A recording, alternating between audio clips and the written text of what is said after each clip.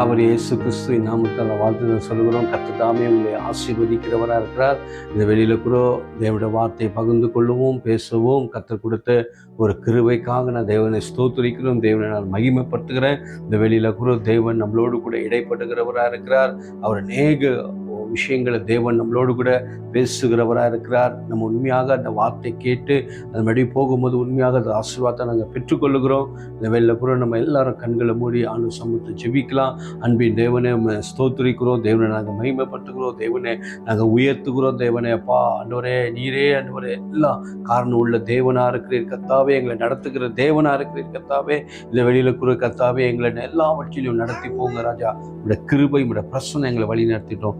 இயேசுவின் நாமத்தை ஜெபிக்கிற பிதாவே, ஆமென் ஆமென். ஹல்லேலூயா. கர்த்தருக்கு ஸ்தோத்திரம். இந்த வெளியில் கூட தேவன் நம்மளோடு கூட அவர் எப்போதும் சதா காலமும் அவர் இருக்கிற ஒரு தேவனாக இருக்கிறார். இன்றைக்கு தேவன் நம்மளோடு கூட அவர் வந்தார்னா என்ன நடக்கும்? நம்மளை தேவன் எல்லா ஆண்டுகளும் எல்லா நாளும் தேவன் நம்மளை வழி நடத்துகிற தேவனாக இருக்கிறார். வருகிற எல்லா போராட்டங்கள்லேருந்து கர்த்தர் நம்மளை விடுவிக்கிறவராக இருக்கார். நிந்தைகள்லேருந்து விடுவிக்கிறவர் இருக்கார். ஆபத்துலேருந்து விடுவிக்கிறவராக இருக்கிறார். அவர் நம்மளோடு கூட இருக்கிறார். அவர் நம்மளோடு கூட இருந்து எல்லா காரியங்களையும் தேவன் நடத்துகிற அந்த தேவன் நம்மளோடு கூட இருக்கிறார். இன்னொன்று சொன்னோம்னா அவர் நம்மளோடு கூட ஜீவிக்கிற தேவனாக இருக்கிறார். அவர் நம்மளுக்காக அவர் மரித்தவராக இருக்கிறார். அவர் நம்மளோடு கூட சதா காலமும் அவர் நம்மளோடு கூட இருக்கிற தேவனாக இருக்கிறார். கர்த்தருக்கு ஸ்தோத்திரம். இந்த வெளில கூட தேவன் நம்மளுக்கு முன்பாக போனால் என்ன நடக்கும்? தேவன் நம்ம வாழ்க்கையில் இல்லைன்னா நம்ம வாழ்க்கை என்ன ஆகும் என்று சில விஷயங்களை தேவனோட வார்த்தைகளை நம்ம நேரத்தில் வாசிக்கலாம். 2 நாளாகும் 31 அதிகாரத்து 8வது வசனத்தை வாசிப்போம். உபாகம் 31 8வது வசனத்தை நம்ம வாசிப்போம். கர்த்தர் தாமே உனக்கு முன்பாக போகிறவர். கர்த்தர் தாமே உனக்கு முன்பாக போகிறவராக இருக்கிறார். அவர் உன்னோடு இருப்பார். அவர் உன்னோடு கூட இருப்பார். அவர் உன்னை விட்டு விலகுவதும் இல்லை, உன்னை கைவிடுவதும் இல்லை. உன்னை விட்டு விலகுவதும் இல்லை, உன்னை கைவிடுவதும் இல்லை என்று நீ பயப்படவும் கலங்கவும் வேண்டாம் என்றான். நீ பயப்படாதே கலங்காதும் என்று இந்த சொல்லப்பட்டிருக்கிறது. பாருங்க, இந்த இடத்துல நீங்க ஒரு விஷயத்தை நம்ம கவனிக்க வேண்டியதா இருக்கிறது. தேவன் நம்மளோடு கூட இருக்கிறாராம். தேவன் நம்மளோடு கூட அவர் இருக்கிறவராக இருக்கிறார். நம்மளை விட்டு அவர் என்ன பண்ணுகிறதில்ல, நம்மளை விட்டு விலகுவதும் இல்லை, அவர் நம்மளை கை விடுவதும் இல்லை. நீங்க பயப்படாதீங்க என்று வேதவசனம் சொல்லப்பட்டிருக்கு. அப்போ தேவன் நம்மளோடு கூட எப்போதும் சதா காலமும் அவர் நம்மளோடு கூட இருக்கிறவராக இருக்கிறார். அப்போ அந்த இடத்துல சொல்லப்பட்டிருக்கு, அவர் நம்மளுக்கு முன்பாக அவர் போகக்கூடியவராக இருக்கிறார். இன்னைக்கு நம்மளோடுக்கு முன்பாக தேவன் போகக்கூடியவராக இருக்கிறார். நம்மளை போய் எல்லாவற்றிலும் அவர் நம்மளை வழி நடத்துகிறவராக இருக்கிறார்.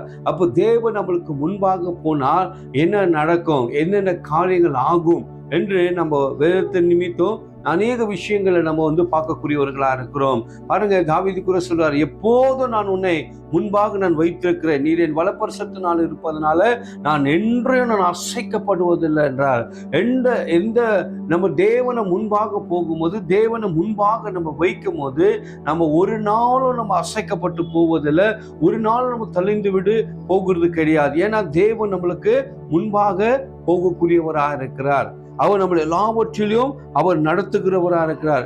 அதிலே பாருங்க 31 வசனத்தை நீங்க வாசிக்கும் போது அதுல சொல்றாரு பாருங்க, தேவன் உன் தேவனாகிய கர்த்தர் தாமே உனக்கு முன்பாக கடந்து போவார். உனக்கு முன்பாக அவர் கடந்து போவார். அவரே உனக்கு முன்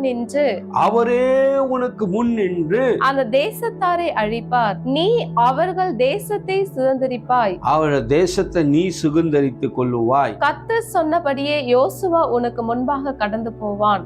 யோசுவா உனக்கு முன்பாக அவர் கடந்து போவார்.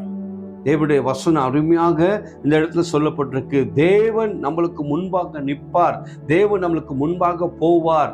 அப்போ எல்லாம் நம்மளுக்கு விரோதமாக எழும்புகிற எல்லா காரியத்தையும் தேவன் என்ன பண்ணுகிறாரு, அவர் சங்கரித்து போடுகிறவராக இருக்கிறார். அது எந்த ஒரு சத்துருடைய கிரியைகள் ஆகட்டும், வேற எந்த நம்மளுக்கு விரோதமாக எழும்பி வருகிற எந்த ஒரு போராட்டமாகட்டும், அவர் தேவன் நம்மளுக்கு முன்பாக போகும்போது இந்த காரியம் எல்லாம் என்ன ஆகிறது, அதெல்லாம் ஒட்டிக்கப்படுகிறது. சொல்லப்பட்டிருக்கிறதா இருக்கிறது. அந்த இடத்துல சொல்லப்பட்டிருக்கு, தேவன் நம்மளுக்கு நடுவுல நிற்பார், அவர் நம்மளுக்கு முன்பாக அவர் போவார் என்று வேத வசனம் சொல்லப்பட்டிருக்கு. அதுதான் அவர் சொல்றார், நீ திகையாத, நீ பயப்படாத, நான் உம்மோடு கூட இருப்பேன் என்று கர்த்தருடைய வசனம் நம்மளுக்கு சொல்லக்கூடியதா இருக்கிறது.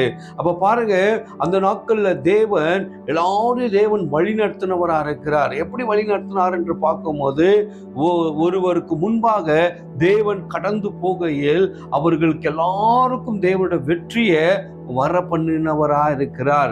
இன்றைக்கு யோசித்து பாருங்க, இந்த நாள் கூட தேவன் நம்மளுக்கு முன்பாக போகிறார். நம்மளுக்கு முன்பாக போகும்போது அநேக காரியங்கள் நம்மளுக்கு முன்பாக இருக்கிற எல்லா சத்துருடைய கிரிகள் எல்லாம் கர்த்தர் முறியடிக்கிறவரா இருக்கிறார். நம்மளுக்கு விரோதமாக எழும்பி வருகிற ஆயுதங்கள், விரோதமாக வருகிற எல்லா உலகத்தின் காரியத்திலிருந்து கூட தேவன் நம்மளை விடுதலை ஆக்குறவரா இருக்கிறார். நம்முடைய குடும்பங்களை ரட்சிக்கிறவரா இருக்கிறார். நம்ம குடும்பங்களை தேவன் காப்பாற்றுகிறவரா இருக்கிறார். நம்ம ஊழியத்தின் பாதையில் எல்லாம் போகிற எல்லா காரியத்திலையும் தேவன் நம்மளுக்கு முன்பாக அவர் போகக்கூடியவரா இருக்கிறார். பாருங்க, இங்க கூட ஒரு அருமையான ஒரு தேவ மனுஷனுக்கு கர்த்தர் எப்படி ஒரு வெற்றியை கர்த்தர் கொடுக்கிறார், ஒரு ஜெயத்தை எப்படி கர்த்தர் வர பண்ணுகிறார் என்று நம்ம வேதத்துல இருந்து இன்னைக்கு நாங்க பார்க்கலாம். அந்த நேரத்துல இன்னைக்கு அவர் சொன்னார், உன் மத்தியில நிற்பேன், நான் உன்னோடு கூட இருப்பேன் என்று வேத வசனம் சொல்லுகிறது. 2 சாமுவேல் 5வது அதிகாரம் 17வது வசனத்தை நம்ம வாசிப்போம். தாவீதை இஸ்ரவேலின் மேல் ராஜாவாக அபிஷேகம் பண்ணினார்கள் என்று, தாவீதை இஸ்ரவேல் மேல தேவன் ராஜா அபிஷேகம் பண்ணினார் என்று பெலிஸ்தர் கேள்விப்பட்ட போது, பெலிஸ்டர்கள் கேள்விப்பட்ட பிறகு அவர்கள் எல்லாரும் தாவீதை தேடும்படி வந்தார்கள். தாவீதை தேடும்படியாக வந்தார். அதை தாவீது கேட்டபோது, அது தாவீது கேட்டபோது ஒரு அரணிப்பான இடத்துக்கு போனான். ஒரு அரணிப்பான இடத்துக்கு அவர் போனார். பெலிஸ்டரோ வந்து ரொப்பாயும் பள்ளத்தாக்கிலே பரவி இருந்தார்கள். போதும். அதுல சொல்லப்பட்டிருக்கு, தாவீதை வந்து இஸ்ரேலுக்கு ராஜாவாக மாற்றும் போது அந்த இடத்துல அவரை தேடும்படியாக அந்த இடத்துல என்ன பண்ணுகிறார்கள், பெலிஸ்டர் ஜனங்கள் வந்து அவர்கள் எல்லாம் அந்த பள்ளத்தாக்கத்துல வந்து இறங்கக்கூடியவர்களா இருக்கிறாங்க. ஆனா தாவீது என்ன பண்ணுகிறாரு, ஒரு அரணான ஒரு பட்டணத்துக்குள்ள அவர் போகக்கூடியவரா இருக்கிறார். ஒரு அரணான ஒரு இடத்துல போய் அவர் தங்கி இருக்கிறத நம்ம பார்க்கிறோம். அப்ப பாருங்க, அந்த இடத்துல ஒரு பெரிய சேனை வந்து இறங்கி இருக்கிறது. பெலிஸ்டர்கள் வந்து இறங்கி இருக்கிறார்கள். அர்த்த கட்டும் தாவீதை தேடிக்கொண்டிருக்கிறாங்க. அவர் சாதாரணமா இருக்கிற வரைக்கும் எந்த ஒரு பிரச்சனையும் அவங்க காணப்படல. அவர் சாதாரணமாக அவர் போகுவையில் எந்த ஒரு பிரச்சனைகள் காணப்படல. அவர் ராஜாவாக நியமிக்கப்பட்ட பிறகு, அவர் ராஜாவாக அபிஷேகப்பட்ட பிறகு அவருக்கு முன்பாக சில சத்ருவான ஜனங்கள் அவரை எழும்பக்கூடியதை நம்ம பார்க்கிறோம். பெலிஸ்டர்கள் என்று பார்க்கும்போது ஒரு பலசாலியா ஒரு ஜனமுள்ளவர்களா இருக்கிறாங்க. அவர்கள் பார்க்கும்போது தாவீது அந்த இடத்தை தேடி வந்து அவருடைய இருக்கிற அந்த அரணான எல்லா பட்டணத்திலையும் வந்து சூண்டு கொண்டு அந்த இடத்துல இருக்கிறாங்க. அப்ப எதுக்கு அந்த இடத்துல பார்க்கும்போது தாவீது அந்த இடத்துல தேடக்கூடியவங்களா இருக்கிறாங்க. ஏன்னா தாவீது ஒரு ராஜாவாக மாற்றப்பட்டார், ஒரு ராஜாவாக எழுப்பப்பட்டார். ஒரு எல்லா அந்த தேசத்தை ஆளக்கூடிய ஒரு வல்லமை, ஒரு அதிகாரம் அந்த தாவீதுக்கு கிடைக்கப்பட்டதாக இருக்கிறது. அவருடைய வாழ்க்கையில அந்த ராஜான்ற அந்த அபிஷேகம் பற்ற பிறகு அவருக்கு அர்த்த கட்ட ஒரு பிரச்சனை ஒரு அந்த இடத்துல உருவாகக்கூடியதா இருக்கிறது, ஒரு பிரச்சனை வரக்கூடியதா இருக்கிறது. இப்போ தேவன் வந்து இந்த பிரச்சனையிலிருந்து தாவீதுக்கு ஆண்டவர் வந்து இந்த பிரச்சனையிலிருந்து அந்த பிலிஸ்டர் மத்தியில தேவன் என்ன ஒரு அற்புதத்தை கர்த்தர் செய்தார், என்ன ஒரு விடுதலையை கர்த்தர் கொடுத்தார் என்று பார்க்கும்போது, அதுல நீங்க 24 வாசிக்கும் போது இங்க தேவன் பேசுகிறார் பாருங்க. 24 வாசிங்க. முசுக்கட்டை செடிகளின் நுனிகளிலே செல்லுகிற இரைச்சலை நீ கேட்கும் போது சீக்கிரமாய் எழும்பி போ. யார சொல்லுகிறாங்க? தேவன் சொல்லுகிறாரு, நீ சீக்கிரமாய் எழுந்து நீ போ என்றாரு. அப்பொழுது பெலிஸ்தரின் பாளையத்தை முறியடிக்க, பெலிஸ்தரோட பாளையத்தை முறியடிக்க கர்த்தர் உனக்கு முன்பாக புறப்பட்டிருப்பார் என்றார். கர்த்தருக்கு முன்பாக புறப்பட்டு இருப்பார். யாருக்கு முன்பாக புறப்பட்டு இருப்பாரா? தாவீதுக்கு முன்பாக புறப்பட்டு இருப்பார்கள். அப்ப பாருங்க, அங்க இருக்கிற அந்த ஒரு பலத்துல எல்லா பிலிஸ்டர்களும் எழும்பி இருக்கிறாங்க. ஆனா தாவீதுக்கு சொல்றாரு, நீ சீக்கிரமாய் புறப்பட்டு போ. பாருங்க, எவ்வளவு ஒரு தேவன் தாவீதோடு கூட இருந்து தாவீதை தேவன் எழுப்பக்கூடியவரா இருக்கிறார். எழும்பி சொல்றாரு, நீ போ, நான் உனக்கு முன்பாக போறேன்றார். அப்ப பாருங்க, தேவன் முன்பாக போகும்போது அங்க இருக்கிற பிலிஸ்டர்கள் எல்லாம் அவர்கள் செதறிட்டு அவர்கள் விரோதமாய் எழும்பினவர்கள் எல்லாரும் அவர்கள் ஓடி போனவர்களாக இருக்கிறார்கள். கர்த்தருக்கு ஸ்தோத்திரம், தேவனுடைய நாமம் மகிமைப்படுவதாக. அந்த இடத்துல பாருங்க, தாவீதோடு கூட தேவன் இருந்தாரு. தாவீது போய் எந்த ஒரு யுத்தத்தை செய்யல. தாவீது போய் எதோ ஒண்ணு இல்ல, அவர் ஒரு அரணான பட்டணத்துக்குள்ள போய் அவர் தேவ சமூகத்துல உட்கார்ந்து இருக்கலாம், தேவன் ஜெபித்திருக்கலாம். ஆனா தேவன் செய்த காரியம் பாருங்க, அந்த இடத்துல அவர்கள் போய் எந்த ஒரு பட்டயத்தை எடுக்கல, ஒன்றுமே செய்யல. ஆனா தேவன் தாவீதுக்கு சொல்றாரு, நீ சீக்கிரமா எழும்பி போ, நான் உன்னோடு கூட வருவேன்றார். பாருங்க, வாசிங்க அந்த 24 வாசிங்க, எவ்வளவு அருமையா தேவன் பேசுகிறார். முசுக்கட்டை செடிகளின் நுனிகளிலே செல்லுகிற இரைச்சலை நீ கேட்கும் போது, சீக்கிரமாய் எழும்பி போ, நீ சீக்கிரமாய் எழும்பி போ. அப்பொழுது பெலிஸ்தரின் பாளையத்தை முறியடிக்க, அவர்களை முறியடிக்க முடியும். கர்த்தர் உனக்கு முன்பாக புறப்பட்டிருப்பார் என்றார். கர்த்தர் உனக்கு முன்பாக புறப்பட்டிருப்பார். ஹல்லேலூயா. இங்க சீக்கிரமாய் எழும்பு என்றார் ஆண்டவர். இரண்டாவது சொல்றாரு, நான் உனக்கு முன்பாக நான் புறப்பட்டு போவேன்றாரு. மூன்றாவது சொல்றாரு, அது இருக்கிற எல்லா பிலிஸ்டர்களையும் நான் முறியடித்திருக்கிறேன், நீ போ என்றாரு. ஹல்லேலூயா. பாருங்க, சில காரியங்கள் தேவட பிள்ளைகளுக்கு தேவனே இறங்கி சில காரியங்களை வெற்றி சுரக்க வைக்கிறவரா இருக்கிறார். இந்த இடத்துல ஒரு வெற்றி சுரக்க வைக்கிறவரா இருக்கிறார். இந்த இடத்துல அவர் இன்னொன்று பார்க்கும்போது, தாவீது எந்த ஒரு அவர் ராஜாவா இருக்கிறாரு, ராஜாவா ஒரு ஸ்தானத்துல இருக்கிறாரு. ராஜாவுக்கு பார்க்கும்போது அநேக ஆட்கள் இருக்கலாம், அநேக ஆட்கள் இருக்கலாம். ஆனால் அநேக ஆட்களை அவர் யுத்தம் செய்யும்படியாக அனுப்பல. நீ போய் யுத்தம் செய்ய அனுப்பல. அவர் யாருக்கிட்ட போனார் என்று பார்க்கும்போது, அவரை தேவனை நோக்கி தேவனை பார்த்து போனது நிமித்தம் தாவீதோட வாழ்க்கையில தேவனே இறங்கி அந்த இடத்துல தாவீதுக்கு ஆண்டவர் சொல்லக்கூடிய காரியம் என்னென்றால், தாவீது கிட்ட தேவன் பேசக்கூடிய காரியம் என்றால், நீ எழும்பி போ, நீ எழும்பி போ என்றால் சொல்லப்பட்டிருக்கு. எழும்பி போ, நான் உனக்கு முன்பாக போவேன், நான் உனக்கு முன்பாக நான் போவேன் என்றார். பாருங்க, அந்த இடத்துல தேவன் போகும்போது அவர்கள் அந்த கட்டம் இல்லாத அவர்கள் செதறிட்டு அந்த இடத்துல அவர்கள் இல்லாம போனவர்களா தேவன் மாற்றக்கூடிய தேவனா இருக்கிறார் நேரத்துல. ஹல்லேலூயா.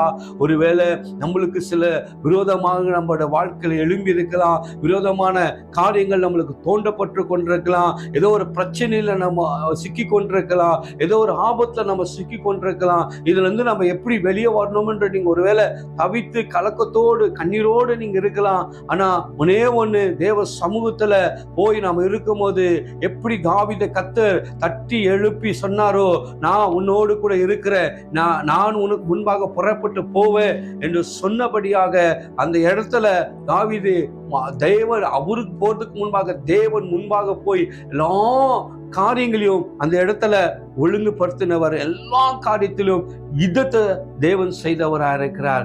எப்படியாப்பட்ட ஒரு தேவன் நம்மளோடு கூட இருக்கிறார் நினைத்து பாருங்க. அவருடைய பிள்ளைகளை எப்போதும் தோக்க விட மாட்டார். அவருடைய பிள்ளைகளை எப்போதும் அவமானத்துல கர்த்தர் விட மாட்டார். எப்போதும் நம்மளை நிந்தைக்குள்ள போராட்டத்துக்குள்ள விட மாட்டார். தேவன் நம்மளை எல்லாவற்றிலும் அவர் காப்பாற்றக்கூடிய தேவனா இருக்கிறார். அவர் நம்மளோடு கூட எப்போதும் அவருடைய சமூகம் நம்மளுக்கு முன்பாக போகக்கூடியதா இருக்கிறது. அவருடைய கிருபை நம்மளுக்கு முன்பாக எல்லாவற்றிலும் அவர் நம்மளுக்கு முன்பாக போய் எல்லா காரியங்களையும் அவர் ஜெயமாக அவர் நடத்தக்கூடிய தேவன் நம்மளோடு கூட இருக்கிறார். அதான் சொல்றார், நீங்க மௌனமா இருங்கள், நான் உனக்காக யுத்தம் செய்வேன், நான் உனக்காக யுத்தம் செய்வேன். அப்ப உண்மையாக இன்னைக்கு தாவீதோட வாழ்க்கையில தேவன் ஒரு யுத்தத்தை அவர் செய்தவரா இருக்கிறார்.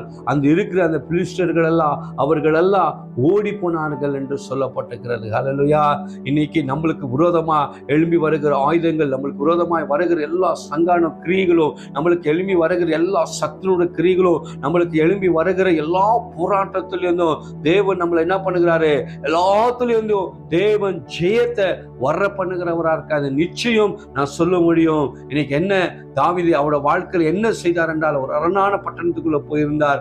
தேவனே அவரை தட்டி எழுப்பி நீ சீக்கிரமாய் போ, அவனுக்கு ஜெயத்தை தர என்று சொன்ன தேவன். அப்போ நம்மளுக்கு முன்பாக இன்னொன்று, தேவனுக்கு பிள்ளைகளுக்கு முன்பாக ஒரு பெரிய வல்லமை புறப்பட்டு போகக்கூடியதா இருக்கு. சங்கீதத்துல நீ வாசிக்கும் போது 97 அதுல 3வது வசனத்தை வாசிக்கும் போது, அக்கினி அவருக்கு முன் சென்று, அக்கினி அவருக்கு முன் சென்று சுற்றிலும் இருக்கிற அவருடைய சத்துருக்களை சுட்டெரிக்கிறது. ஹல்லேலூயா. பாருங்க, நம்மளுக்கு முன்பாக எது கடந்து போகிறதா, தேவனுடைய அக்கினி போகக்கூடியதா இருக்கிறது. ஹல்லேலூயா. நம்மளுடைய தேவன் வல்லமையான தேவன், பராக்கிரமுள்ள தேவன், எல்லாவற்றிலும் நம்மளுக்காக ஜெயத்தை. சங்கீதம் 97:3 சொல்லப்பட்டிருக்கு பாருங்க வசனம். நம்மளுக்கு முன்பாக தேவனுடைய அக்கினி புறப்பட்டு போய் நம்மளுக்கு முன்பாக இருக்க எல்லா சத்ருவை ஒன்றுமில்லாம கத்தர் மாற்றக்கூடியவராக இருக்கிறார். அப்ப பாருங்க, இதுல ஒன்று அக்கினி புறப்பட்டு போகிறது, 2வது சத்ருவுகள் முறியடிக்கப்படுகிறார்கள். அப்போ சத்துருவன்றன் ஒருவன் இருக்கிறான், நம்மளை எல்லா ஆபத்துகளில் தள்ளும்படியாக, எல்லா பிரச்சனைகளில் தள்ளும்படியாகவும், நம்மளை எல்லா வேதனைகளில் தள்ளும்படியாகவும் ஒருவன் காத்து கொண்டிருக்கிறான். அவன் சத்ருவானவனா இருக்கிறான். அந்த சத்ருவை ஆண்டவர் சொல்றாரு, உனக்கு முன்பாக அக்கினி புறப்பட்டு போவோம், நீ தைரியமாய் போ, அவர்கள் எல்லாம் நான் சுட்டரிப்பேன், உன் சத்துருகள் ஒன்றுமில்லாமல் அவர்கள் செதறி போவார்கள் என்று வேத வசனம் சொல்லப்படுகிறாருக்கு. இந்த நாளுக்குறோ இன்னைக்கு ஒவ்வொரு நாளும் தேவனுடைய அக்கினி நம்மளுக்கு முன்பாக புறப்பட்டு போகும்போது, நம்மளுக்கு விரோதமாய் எழும்புகிற எல்லா சத்துருடைய வல்லமைகளும், இன்னைக்கு எல்லா காரியங்களிலும் தேவன் வெற்றியை தவற பண்ணுகிறவராக இருக்கிறார். எத்தனை பேர் விசுவாசிக்கிறீங்க? இந்த சங்கீதத்தை சொன்னபடியாக ஆண்டவர் சொல்றாரு, உனக்கு முன்பாக அக்கினி புறப்பட்டு போகும். இன்னைக்கு அக்கினி போகும்போது எல்லா காரியங்களையும் அது சுட்டரிக்கிறதா இருக்கிறது. சத்துருடைய கிரிகள் ஒன்றுமில்லாம நம்மளுக்கு சுட்டரிக்கிற காரியமா இருக்கிறது. ஒருவேளை நீங்க போக வழியில உங்களுக்கு ஒரு ஆபத்து ஏற்பட்டு இருக்கலாம், ஆபத்து வரக்கூடிய காரியமா இருக்கலாம், இல்ல ஏதோ ஒன்று தாக்கக்கூடிய காரியங்களா இருக்கலாம், இல்ல ஒன்னு ஏதோ ஒன்று தோல்விக்குள்ள உன்னை கொண்டு போற காரியமா இருக்கலாம், இல்ல ஏதோ ஒரு பிரச்சனைக்குள்ள உங்களை கொண்டு போற காரியமா இருக்கலாம். ஆனா தேவன் சொல்றார், மகனே மகளே, உன்னோடு கூட தேவனுடைய அக்கினி புறப்பட்டு போகிறதா இருக்கிறது. கர்த்தர் ஸ்தோத்திரம். எல்லா சத்துருவும் உன்னை சுத்தி இருக்கிற எல்லா சத்துருவின் கோட்டைகளை, சத்துருடைய எல்லா கிரியைகளையும் உடைக்கும்படியாக கர்த்தருடைய அக்கினி உனக்கு முன்பாக போய் எல்லாவற்றையும் சரிப்படுத்துகிறதா இருக்கிறது. இது எத்தனை பேர் விசுவாசிக்கிறீங்க? உண்மையான விசுவாசத்துக்குள்ள நீங்க போகும்போது இந்த காரியங்கள் உங்களுக்குள்ள நடக்கக்கூடியதாக இருக்கிறது. கர்த்தருக்கு ஸ்தோத்திரம். எப்படி தாவீதுக்கு ஆண்டவர் வெற்றியை அவர் சீக்கிரமாய் கொடுத்தாரோ, அதே போல வெற்றியும் நம்மளுக்குள்ளேயும் தேவன் வர பண்ணுகிறவராக இருக்கிறார். அவர் சாதாரணமான தேவன் அல்ல. நம்முடைய தேவன் நம்மளுக்கிட்ட ஒவ்வொரு நாளும் அவர் நம்மளை வழி நடத்துகிறார். ஒவ்வொரு நாளும் அவருடைய அக்கினி நம்மளுக்கு முன்பாக போகக்கூடியதாக இருக்கிறது. ஹல்லேலூயா. தேவனுக்கு ஸ்தோத்திரம். அப்போ தேவன் இன்னும் நமக்குள்ள என்ன பண்றாருன்னா, நமக்குள்ள புதிய காரியங்களை கூட தேவன் செய்கிறாராம். பாருங்க, ஏசாயால நீங்க 43:18 வாசிக்கும் போது, முந்தினவைகளை நினைக்க வேண்டாம், பூர்வமானவைகளை சிந்திக்க வேண்டாம், இதோ நான் புதிய காரியத்தை செய்கிறேன், இப்பொழுதே அது தோன்றும், இப்போதே அது உங்களுக்கு தோன்றும், நீங்கள் அதை அறியீர்களா? அதை நீங்க அறியீர்களா? நான் வனாந்தரத்திலே வழியையும் அவாந்தர வெளியிலே ஆறுகளையும் உண்டாக்குவேன். போதும். இந்த இடத்துல சொல்லப்பட்டிருக்கு, ஆண்டவர் புதிய காரியங்களை கர்த்தர் செய்யக்கூடியவராக இருக்கிறார். ஆண்டவர் புதிய காரியங்களை தேவன் செய்கிறவராக இருக்கிறார். இந்த நாள் கூட தேவன் நம்மளுக்கு முன்பாக போகும்போது, நம்மளுக்கு எது நம்மளுக்கு விரோதமா இருக்கிறதோ அந்த காரியத்தெல்லாம் எடுத்து ஆண்டவர் புதிய காரியமாக, புதிய ஒரு கிருபைக்குள்ள, ஒரு புதிய ஒரு தேவ பிரசன்னத்துக்குள்ள, ஒரு புதிய ஒரு வல்லமைக்குள்ள தேவன் நம்மளை கொண்டு போக அவர் விரும்புகிறவராக இருக்கிறார். இதோ உன் மத்தியில நான் புதிய காரியங்களை அவர் செய்கிறவராக இருக்கிறார்.